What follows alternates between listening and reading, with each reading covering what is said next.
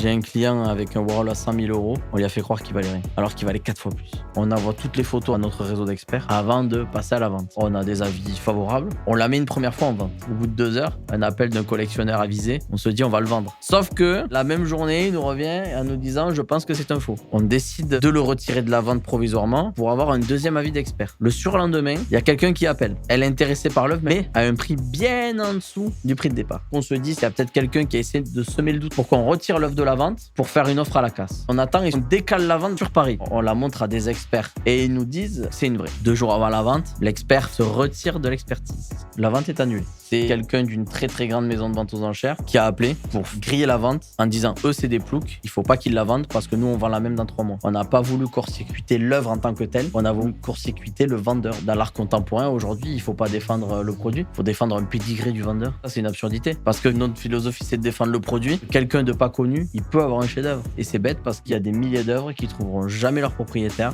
juste à cause du pédigré du vendeur.